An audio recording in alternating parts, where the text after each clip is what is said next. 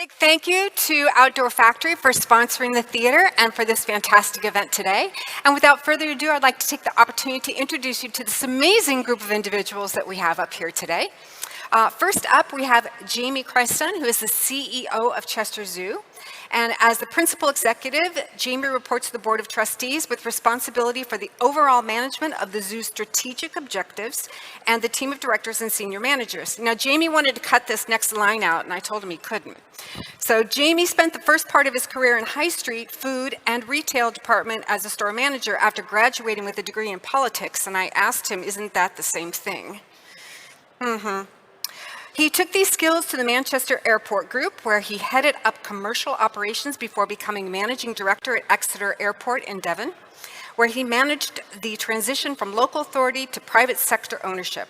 Jamie then moved on to take responsibility for onboard operations in Europe of Stena Line, and then joined Chester Zoo in 2013, initially as Chief Operating Officer, and since March 2021 as Chief Executive Officer. He is responsible for one of the largest and most popular zoos in Europe, and in 2019, Chester Zoo welcomed over 2 million visitors, employed 1,000 staff, and had a turnover of 46 million pounds. So this is Jamie. You want to wave? Jump up and down? Good. Hey. You guys can applaud. It's okay.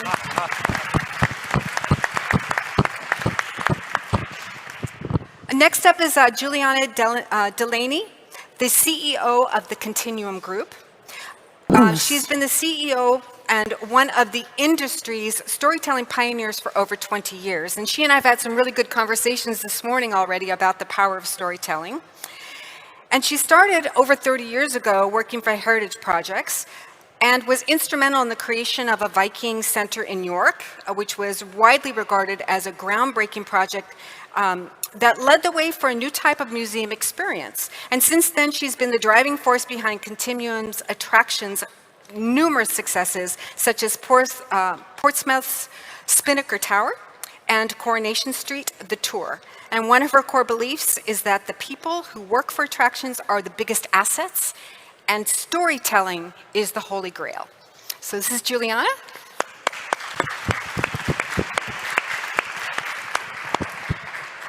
Next, I'd like to introduce you to Dawn Foote.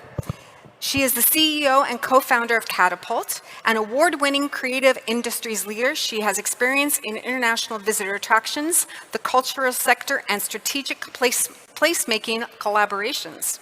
She's worked on a wealth of projects, including Atlantis, The Palm, and Dubai, to global rollouts of projects for the Lego Group and Merlin Entertainments, and also working more locally on the nature-based regeneration of Derby City with Down to Earth and the Eden Project. Dawn always brings her passion, collaborative energy, and strategic vision to every project she works on. She believes so much in the value of British creativity that she is also on the Executive Committee for Experience UK, which is the trade body for UK companies that design, create, and deliver world-class visitor destinations from museums to theme parks, working closely with the Department of International Trade. She especially enjoys time with her family and her husband and her young daughter. Interestingly enough, she just shared a little bit ago that her daughter actually wishes she would stay home more and daddy would go away. So that's very telling, but fun. And she also has a Hungarian Vizsla, so those of you that are dog lovers will know what a great dog that is. Her uber happy place is to go scuba diving and has a love of travel ranging from exploring Japan and New Zealand through volunteering in Borneo. This is Dawn Foote.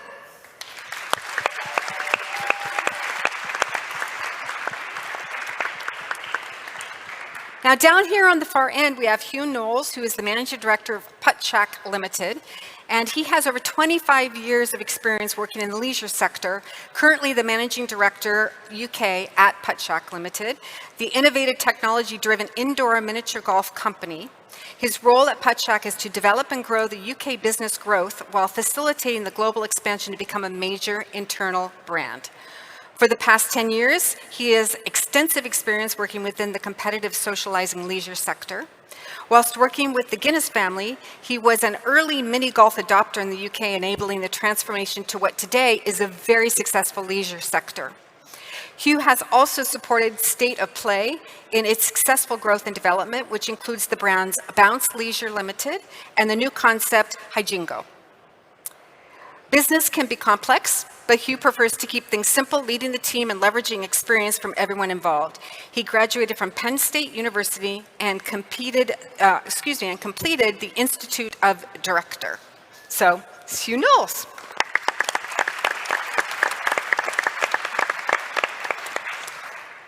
Håkon Lund is the owner of the Lund Group.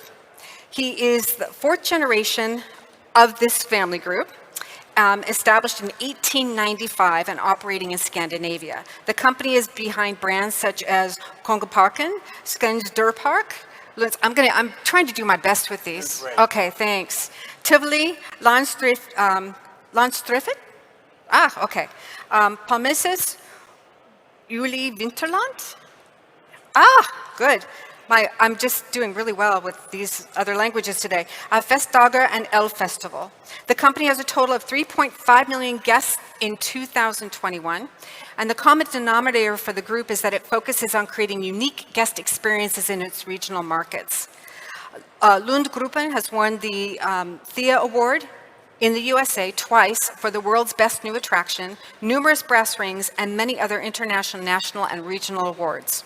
Håkon believes that the value-based leadership, history-driven innovation processes, and family stewardship, that's what makes their company as great as it is. And he is a lawyer with an MBA, so take that too. Excellent.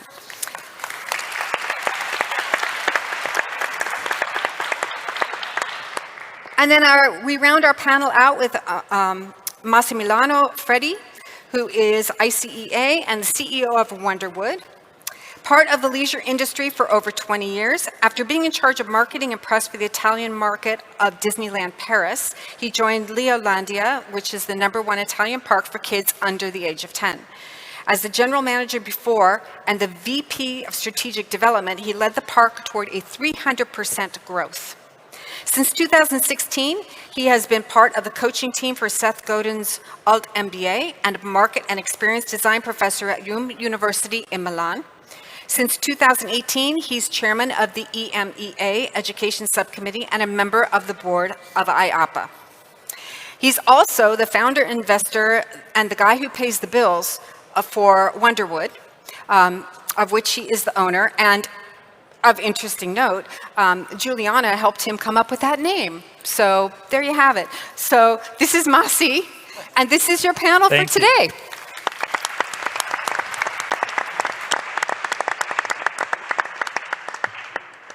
So we have amazing breadth of experience and talent out here before you. And one of the things that we all talk about a lot in our industry is innovation, right?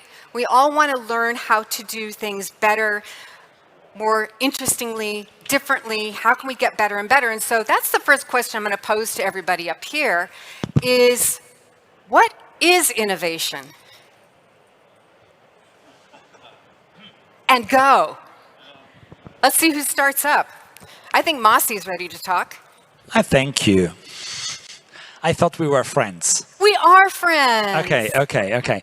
So I want to say something. Innovation is not about, from my point of view, is not about just technology. Innovation is about people. And I think that we are in a moment in which we need and will benefit from keeping this straight focus on people. So first of all, great respect for our people who have been working for us and who are helping us every day, because we can have the greatest ideas, but then Walt Disney used to say, it takes people to make it a reality.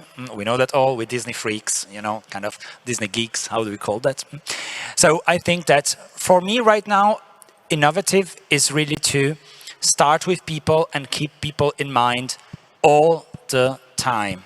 So when we think about an experience, I really try to project myself on what will my guest feel and what will be the experience. You're seeing some photos that are better than my photo as a teenager working for Disney that was there on the screen before.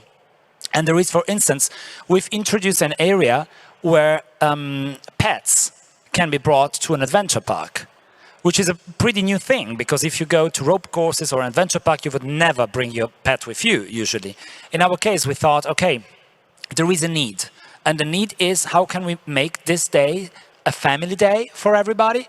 And so it's a pretty low-tech innovation, but it comes from the heart, and it comes with keeping in mind who your guest is and how you will enhance your experience even more. Absolutely. I know you all have more. Dawn, you look like you're ready to go. Yeah, I think is that working? Yeah. I think in order to create a world and experiences that we want isn't about doing the same thing that you've done and repeatedly and taking that same approach. I think what you have to do is really innovate. So the importance of innovation is approaching things differently. And we need a world, and this room is full of them really. It's around disruptors who want to approach things differently, innovators, dreamers and tinkerers. And I think our industry is full of that. And I think that's really where innovation stems from my perspective. From my perspective, one thing that we learned at Chester Zoo during the pandemic was that we were relying on 97% of our income coming from people coming through the gates, and we had 208 days when that didn't happen. So our model is now thinking about how we can generate income to fulfill our mission of preventing extinction. We work in 20 countries around the world. That costs or will be costing me a lot of money as we grow the organization. How we can do things slightly differently, how we can bring in second gate income, how we can diversify, how we can continue evolving. We're at the moment building a 380 seat wedding venue. Now in a zoo 20 years ago that was never heard of. We're building a 56 lodge hotel starting this year. We're reorganizing one part of the zoo to be able to try and bring in another 500,000 visitors come 2025. So we need to continue constantly to evolve, constantly to make change, constantly to think about what's new out there to be able to fulfill our mission. What I have seen in zoos, not only in the UK but around Europe and the world as well, is when they don't do anything and just rely on income from their usual product, and that's when they start to stagnate and start to go backwards. So keeping front foot, keeping going all the time, making change, and thinking about these things that we never thought about. And 2-3 years ago, the pandemic, you would never thought that large organisations that we all represent here would be hit so hard by something that we knew nothing about. But going forward, I think we need to be ready for these sorts of things, because it'll happen again in some point in the future. Something else will happen in the world, and we need to be ready for it. So we need to keep innovating to be able to survive. If I could just jump in a little bit there on the innovation question. I was thinking about that on the journey over on the great innovation of the Elizabeth line, thinking, do we need to innovate? And trying to think of examples where we need to innovate. And then I suppose it comes down to your business. Are you a lifestyle business? Are you a debt-owned business? Are you a private equity business? And the only example I could think about was this pub I used to frequent about 25 years ago. I actually revisited a year ago, and it hasn't changed a bit. Nothing had changed. Even the tables were the same.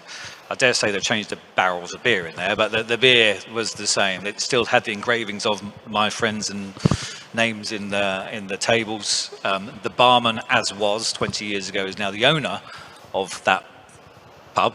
That's all that's changed, and it's amazing. That's his lifestyle. That's his business. That had not changed in the slightest. It was nostalgia. Is that an amazing business model? It works for him. That's great. But in regards to us and Patchak, innovation is absolutely everything. It started with innovation of taking our founders, Steve and Dave Jolliffe, taking the ball technology and evolving it into mini golf and adapting that, and it's become the bedrock of everything we do. I mean, our design team, my name is Sam Jones, is there, our head of design technology, and that's his job entirely. And I think I've got the easy job, we got the easy job, because we have to let them go and let them get on with the design aspect of it. They've got the creative brains, I don't. They deliver such creativity, it's amazing. So yeah, it's fantastic examples out there. You look at McDonald's, Burger King out there at the moment, how they've innovated over the years. They've brought in those screens, whether you like it or loathe it. They're continuously evolving and innovating. I even have an app on my phone, which I never had 3 weeks ago, because my son likes to have a burger, and I hate queuing. And he said, download the app, Dad. I've never done that, and now I find myself going to frequent this same place. And that's just an example of how innovation has hooked me into it, right in front of my face without me knowing. And it's a question of guest engagement, I guess, where we're getting to. Okay. So Innovation for me and for us means taking risk. And taking risk means change. And change is difficult, it's hard, and it's sometimes painful. And when people talk about innovation, it's always positive. But change is difficult and it's painful. And the question is, are you building a culture where it's okay to fail? Are you actually having a budget post in your budget that says for failures? If you don't have that, you're not going to get an innovating culture. You need to drive that innovation, which actually means that you need to be able to say to your team, you can fail. When COVID hit, we have been in business for 125 years. And I had no idea if we were going to survive or not. We had to innovate. But we had to take risk, and we actually had to put all the chips on the table and say, okay, if we're not doing this right, we're going to go bankrupt, but at least we're not going to stand there and say we did nothing. So we understood very quickly that we need to reset, and we need to give the team the opportunity to take the decision very close to where the problem is. And we integrated something we call the short spurts, that all ideas should be able to implement within 1 week to 10 days. And what happens when you let your team say, A, you can fail, B, no more than 10 days execution time, is that your team then don't take these long processes and they start finding solutions that can be implemented very, very quickly. So one example from us was that we had no F&B outlet. One of our main restaurants got a water leak in the middle of COVID. We had no seats, we had nothing. We had no idea what to do. Before COVID, we would sit there for 6 months, 12 months, discuss with the F&B team, you know, what is the trends, how we would move, blah, blah, blah. Now we just invited food trucks. We changed them out every week, new food truck. And suddenly, after the end of season, we knew exactly which kitchen we needed to build next season. Excellent. The danger, speaking last, is that everybody's already said the really good things that you were going to say. Oh, so no, I know you've got something cooking in there. I'll be controversial and say, actually, I think innovation is really a worrying concept because it does suggest that you can go out and you can buy it in a box, bring it back, unpack it, and the solutions to projects which might not be successful are suddenly solved. And I don't see innovation like that, and I think the word and the term have some dangers attached to it. So everything that the team here have said, I think really does give you a good eye into what is innovative or what innovation should be. And it's about small changes, and it's about people, not necessarily technology. And it's about looking from the optic, I hate that word, that's a real marketing word, isn't it?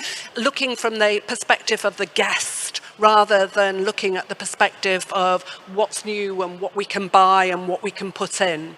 So I think we've all saying the same thing, which is it's a process of constant change and constant improvement. And I think that's the way that we should look at innovation, despite the fact that out there are lots of products in lots of boxes that you could buy and just bring in.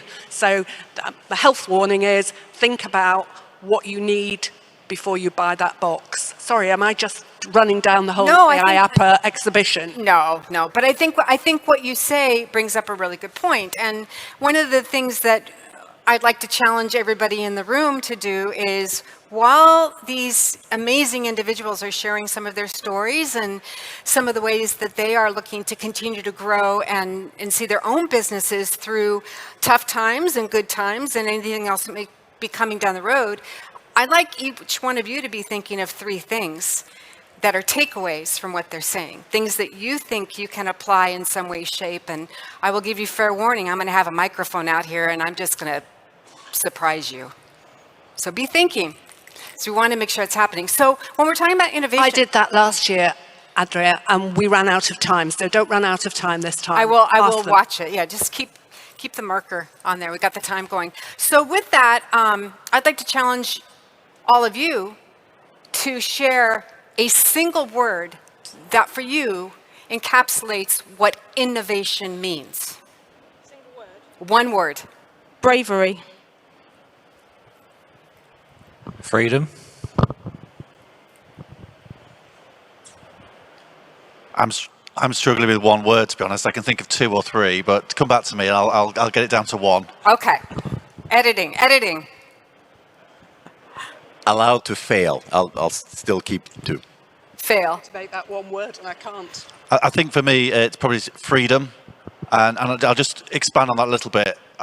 Massive lesson that I've learned is giving my team the freedom to think for themselves and to be able to be brave and to be able to fail, but allowing them to do their job properly. I think it was Steve Jobs said that he knew he had the right team around him when his team actually started to tell him he was wrong, because he didn't have a bunch of sheep working for him. He had people that had specialisms and knew their business and knew what they were doing in their industry. So giving someone the freedom, I think, is important. Jamie doesn't know how to count, so we'll give him that. Right. I'm going to say team. Team? People.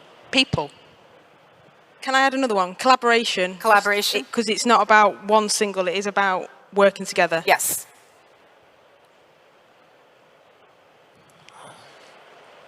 All eyes on me. No, okay. No pressure. Okay, I'm confused because I want to say a word and I don't want it to sound negative. But there is one point, which is the imposter syndrome.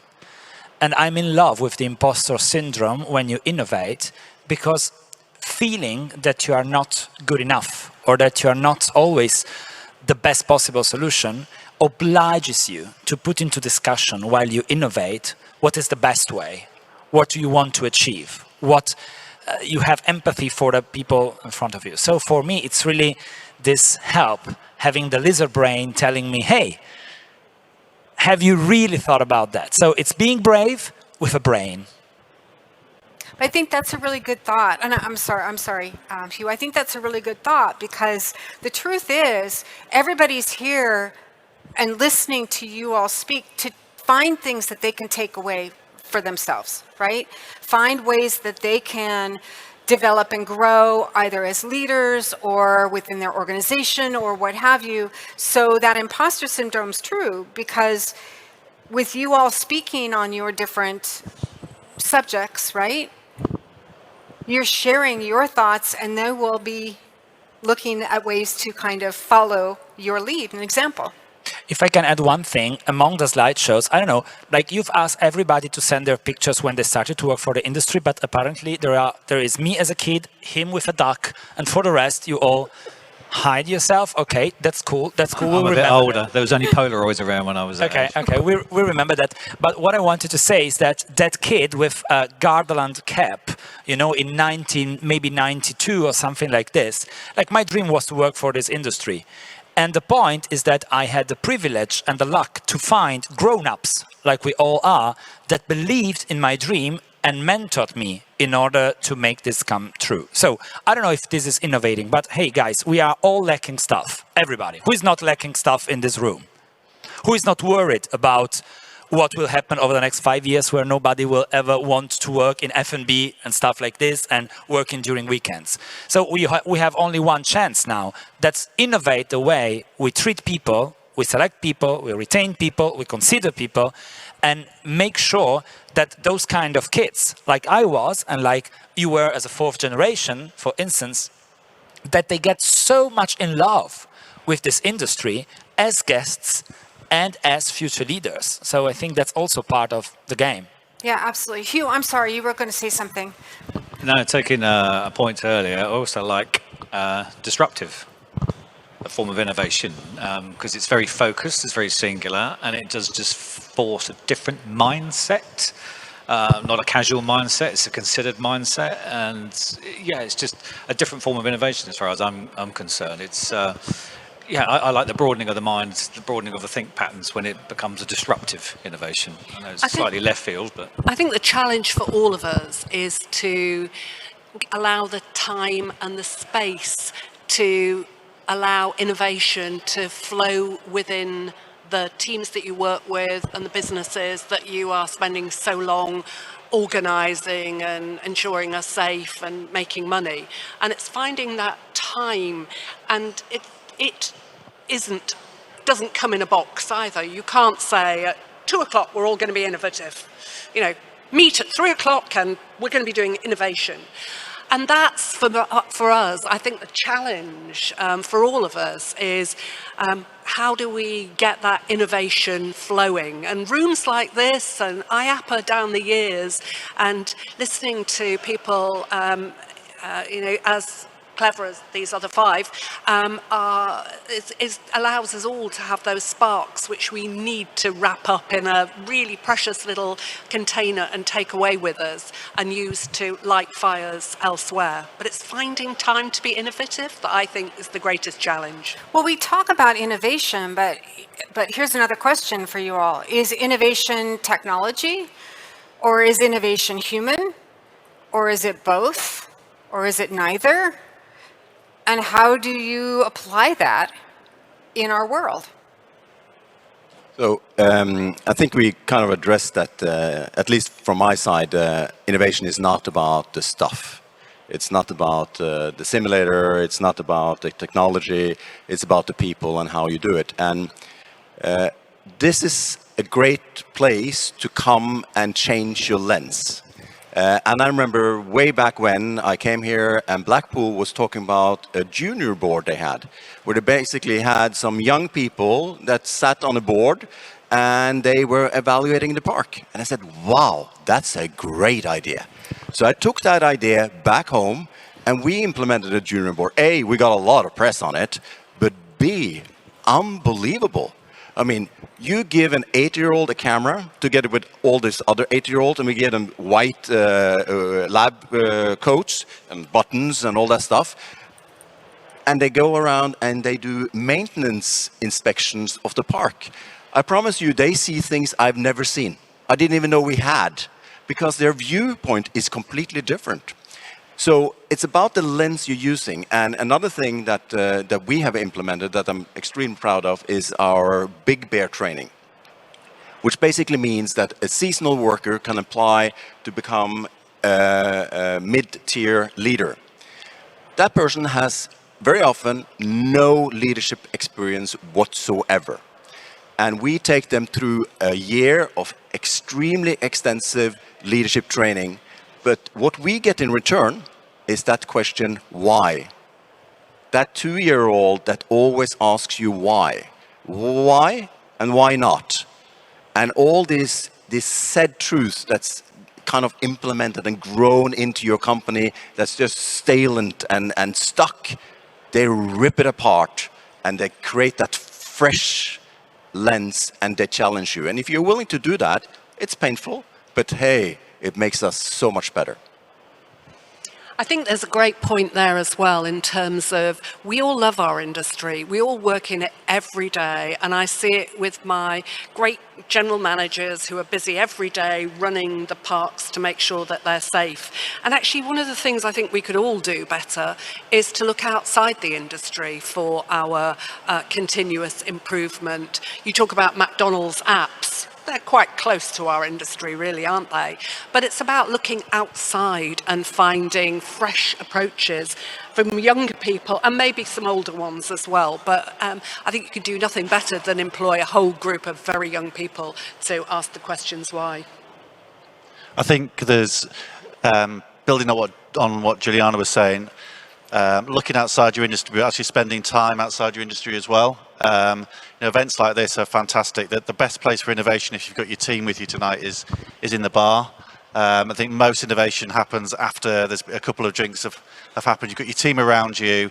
You're not thinking about what's going on at work. There's no work pressures. You're not in that work environment. You're outside that environment, which allows you to start thinking differently and start to challenge each other and have a really creative discussion. And 9 out of 10 times you end up the next morning with an idea, an innovation which you hadn't thought about before.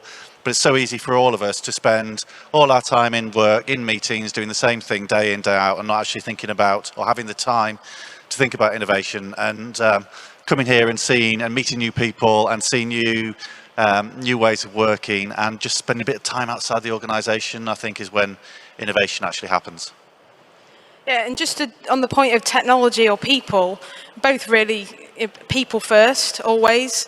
But in terms of technology, we use technology in ways that helps us innovate and think creatively. For example, a themed resort and an attraction we're working on using real-time Unreal Engine technology, being able to, your point about seeing it from a child's perspective, when we're working in the early master planning stages of a project through from concept to design development, putting that camera lens at a child's eye and actually seeing the different viewpoints across, it helps you see things in those early stages and perspectives that you couldn't do that without that technology in the way that we can do it, at the speed that we can do it. So actually technology does help us innovate in the design process and help stakeholders and partners and IPs and others see what's possible that they couldn't maybe see before.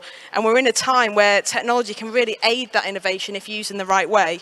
So I think that's really interesting. I also think the question around like, how do you get not stuck in the rut of you're kind of in it and you're on it. We host, and part of our process is around insights and strategy.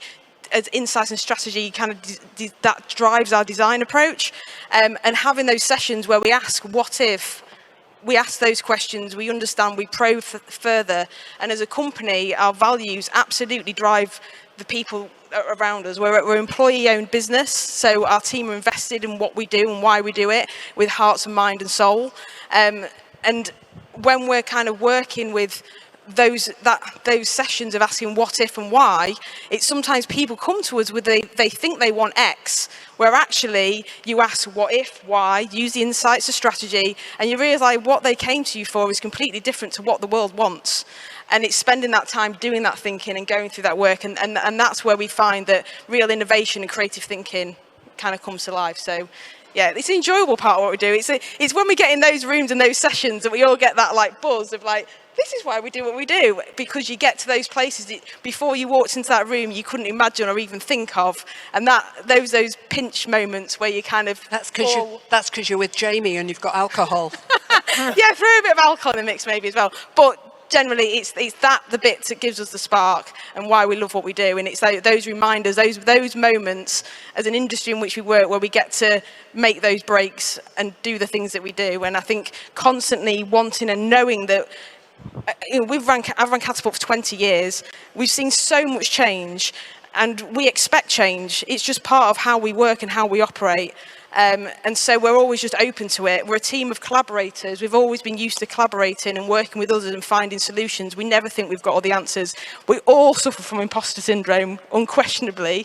But that drives us because we don't ever think we've solved it. We always think there's a different way, or how could we approach it, and one of our values around curiosity is around, kind of tickle it, understand it, pick it up, look around it, question why. And it's just, if that's our approach and that's our DNA, that's our culture, then that comes through on the projects and the work and how we approach things. And I think that's the why of what we do. We create wow together, and that's the innovation of design in its own entity. Design is around innovation in its own right. That's kind of the whole point of it. Well, what's interesting is Håkon kind of hit on this earlier, but just out of curiosity, what was the one thing that triggered a change for you during the pandemic? Was there a single thing that was a little spark of inspiration that happened because you were struggling or things were going well? Or Jamie, you're ready to go, I can see. I think it was the actual pandemic itself that, as we've been saying before, you're constantly working week after week after week after week, and there's no time for reflection, there's no time to stop. And then suddenly we had 2 years of stop, and it gave everyone time to think about, wow, let's just think about what we've just been doing, how we're going to reset, how we're going to go forward. Well, none of us knew to start with in COVID-1. And how can we do things differently, because the world is changing, the world has changed, and whatever happens when we reopen and start again. I mean, there was that phrase, the new normal, wasn't there, that sort of like came out and then drifted away as things went back to normal. But how can we continue operating? How can we protect our staff, our visitors? how can I continue to ensure that the income that is going to come into the organisation to make me do the things, I'll be able to do the things in the future. But it was that time of stopping, resetting, restarting, and a bit of thinking time as well. And although everyone says the pandemic was awful and really struggled, I think one thing that people did take away from it was that opportunity just to stop and reset and have a look at things, have a look at life, have a look at what they were doing, and spend time with their families, and then start again in a slightly different way. I think from our side, it was, or from myself personally, there's a tenacious attitude kicked in. It's like, we will survive. I'm not going to let this beat us come what may. Yes, it was a terrible set of circumstances. Being candid, we're a private equity business, and cash is king, and we had to protect the business as best we could. But we weren't going to let it fail, absolutely. And fundamentally, the people were at the forefront of everything we were doing. We had fantastic growth plans. We just had to put everything on hold. And your mindset changes immediately to that survival. And there were a lot of positives that come from that as well. I think the point there about family. Yeah, we were all suddenly thrust to work at home.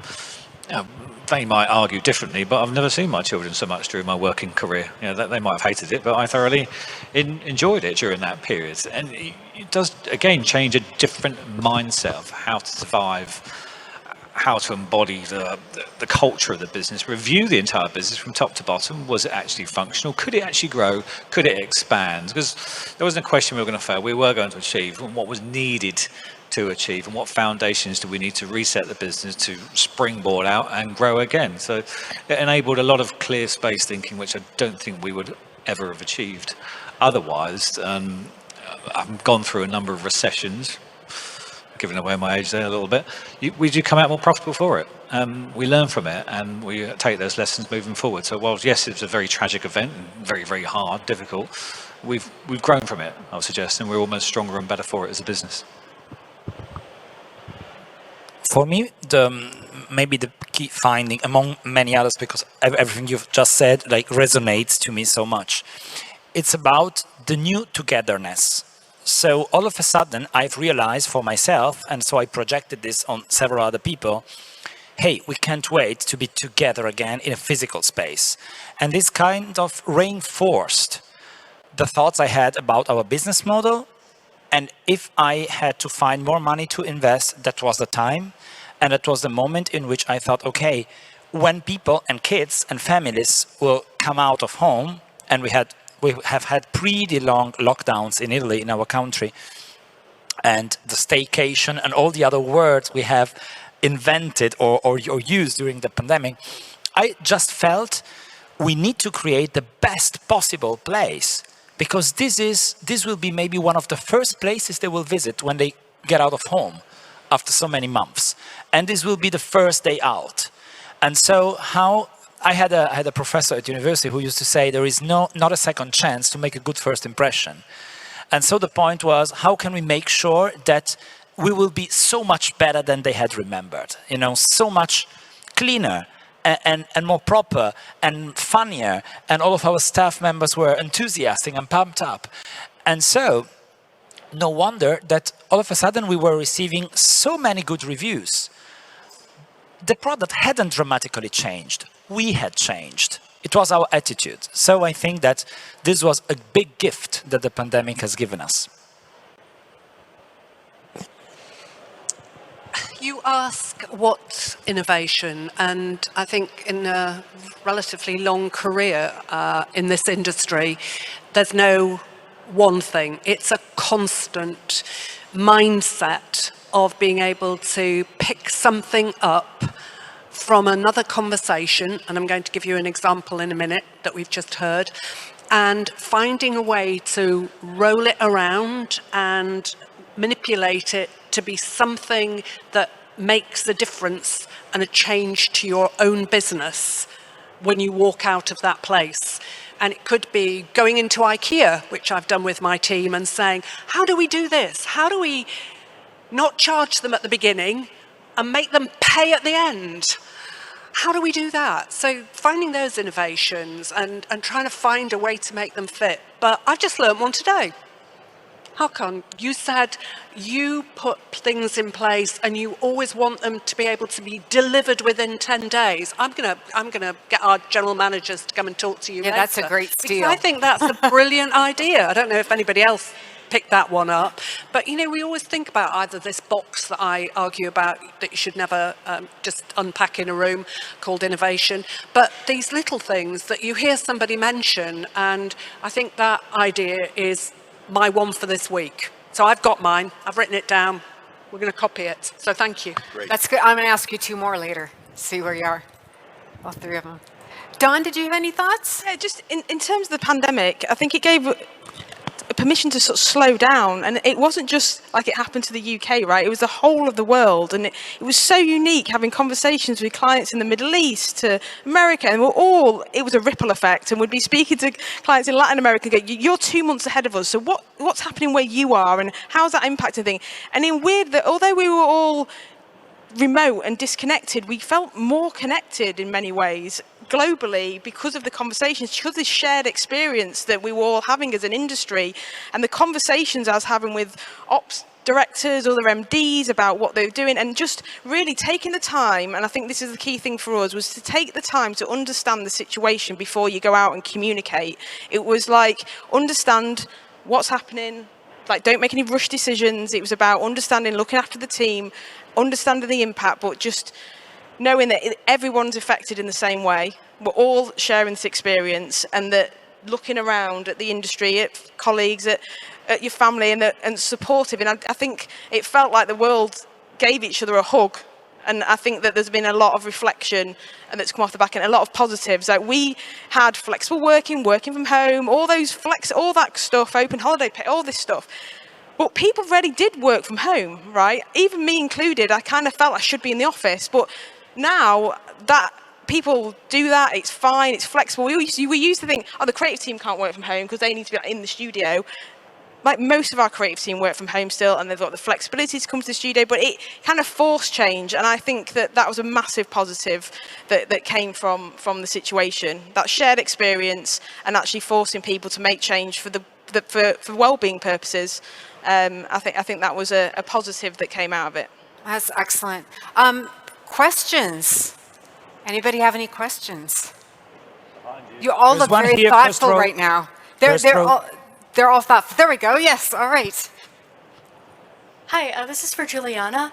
As I'm a history student who wants to work in immersive experiences for different historical events, how do you work on balancing information versus immersiveness and entertainment? Gosh, that's a good question. And if you've got a day, then I can. I'd be very happy to talk to you afterwards. And in a very simple line, museums used to be museums where the doors were locked at a certain time, guests weren't really welcome, and the objects you didn't touch. And we're now in a world where history and good stories are presented really well, and it's all about the storytelling. And to get into that, actually, if you love something passionately, then you'll be able to get into it. So that's a very quick answer, but it's a long discussion, and I'm very happy to talk to you afterwards. So am I, and I won Warwick Castle, so it's slightly different, but I build on that. The other thing, just coming back to the pandemic point you were talking about, one of the things that I thought worked brilliantly at Merlin is they got rid of all what Nick Varney loves to call the corporate treacle. All the bureaucracy went out the window, and to Hakon's point about 2 weeks, we were quite impressed that we managed to turn things around, not quite that quickly. But have you got rid of bureaucracy, or is it treacle sort of gradually come back in? And I think you are hitting the mark there, because somehow we have this idea about normality, and we want to go back to that 2019 because everything was so much simpler there, not. But I'm a huge talsman, we say in Norwegian, where I'm saying we are never going to go back pre-COVID. We will never, ever have open capacity in any of our parks in the future. When I say that to some of my colleagues and say, well, you're crazy, I mean, we need those 15 busy days. And I say, okay, how is your NPS scores during those days? It's terrible. How is your per capita those days? It's terrible. How's your employees feeling that day? It's terrible. So why do we constantly do it? Why are we investing in those 15 days? It's not sustainable. It's not the right way to treat our energy use, our footprint, all those things. So for us, it was a big aha moment when we suddenly started operating our parks, not because we came up with the idea, but because the government said, you have to, like a stadium. And it was mind-boggling. The NPS score just shot through the roof. The per cap shot through the roof. The employees really started to get the grind and they loved it. So it was win-win-win. And then we were looking at 2022 and said, okay, what are people doing around us? And they were having open capacity and we said, we're not going there. We are sticking with it. And we are constantly sticking with it. And how's that now? Amazing. Good. Well done. Excellent. Sorry, I've just got to mention, I love this vision of Nick Varney standing there clearing treacle. It's a parting treacle in front of him. Amazing.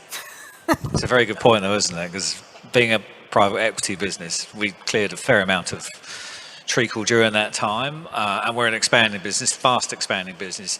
And you look back now, and I think we are still more nimble but not quite as much as we were. And you do feel the stickiness coming back in, but that's just because it's a very expanding business. And I think my takeaway lesson would be to try and keep that vision, try and keep that focus on having some agility on a very fast, rapidly growing business.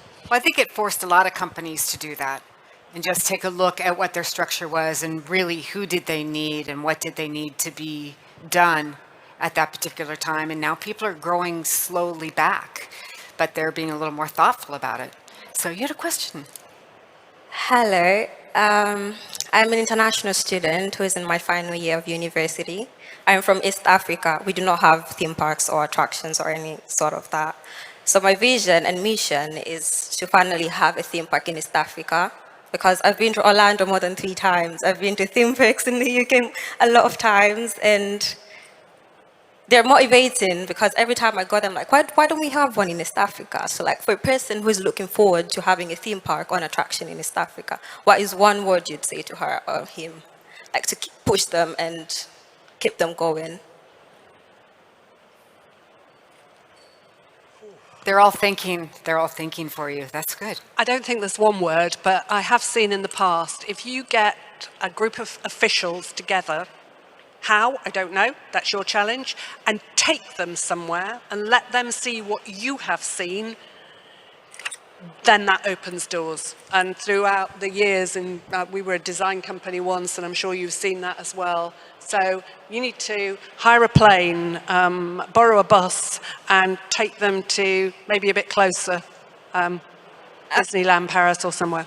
I think it's about creating enchantment. So a really interesting story, which I'll just briefly touch on, is the project we're talked about, which you touched on, which was the Down to Earth project with the Eden project, which is about nature-based regeneration of a city.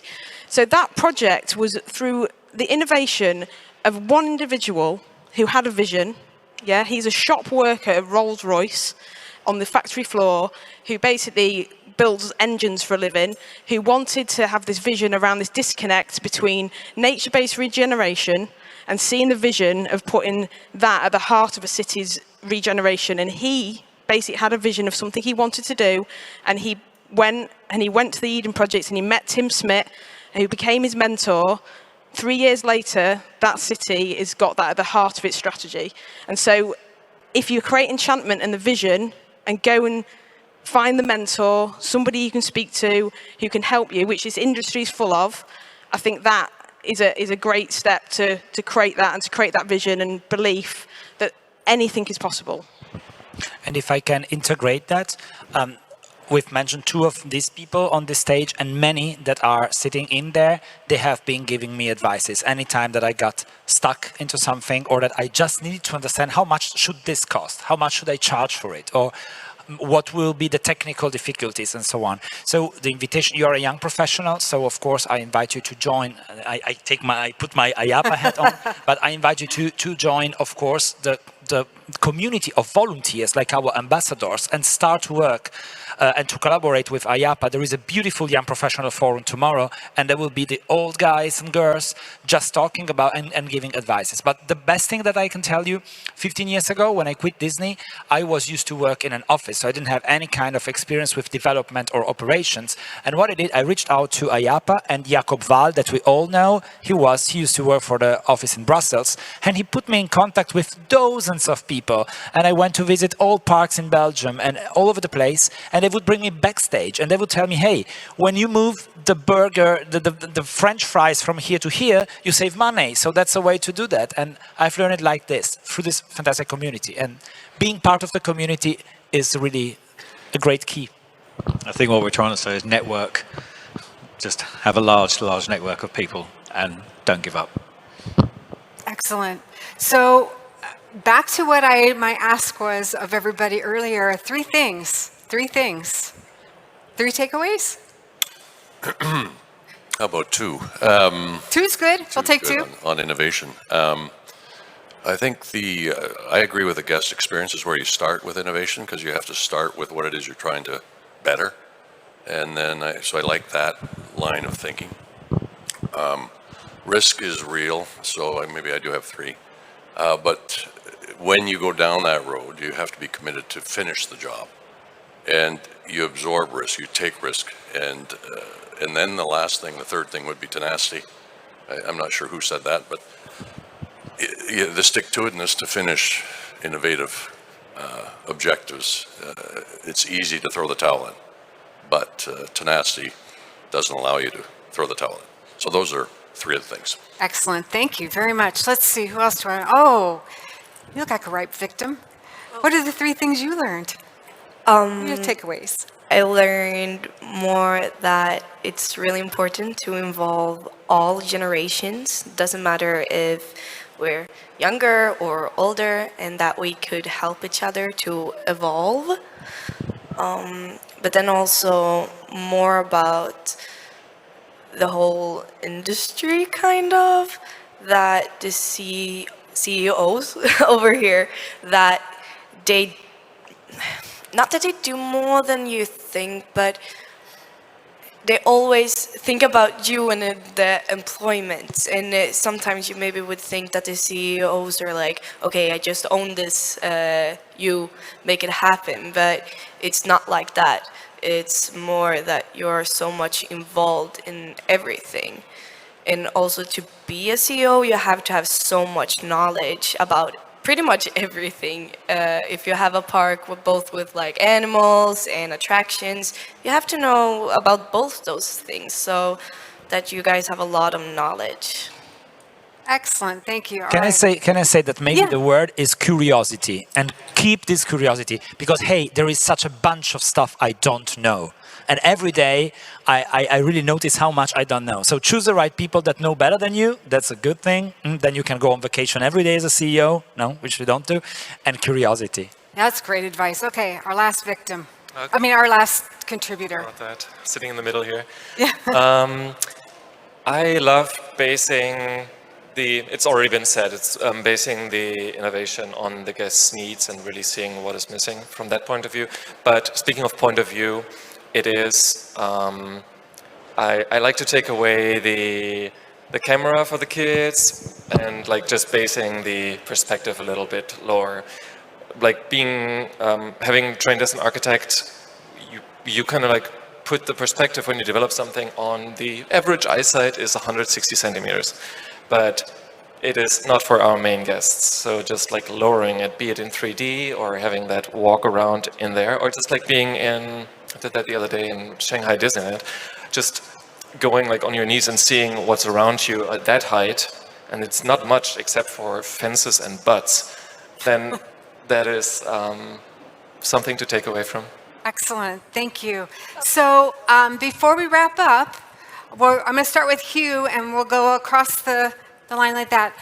One good takeaway on innovation from your perspective to share with our audience today? To be courageous. I think, yeah, we've got to allow ourselves time and be courageous in our decisions sometimes. Never stop being passionate about the trip. It's not about the goal. The goal might drive you, but then the journey is what is really fantastic. And so we can't just stop to innovate. Allowed to fail. I'll quote our... I'll shout it. I'll quote our company motto and sing the song, which is to have fun and make money, but to do it in that order. I think having the belief and energy. And I'd say innovation works best with alcohol. And with that, I'd like to thank all our fabulous contributors, our CEOs today, for a wonderful job. And thank each and every one of you for being a part of this industry, and get out there and network and have a great time and talk to people and learn. And innovation comes in the strangest forms. It doesn't always involve alcohol. Have a great day, everybody.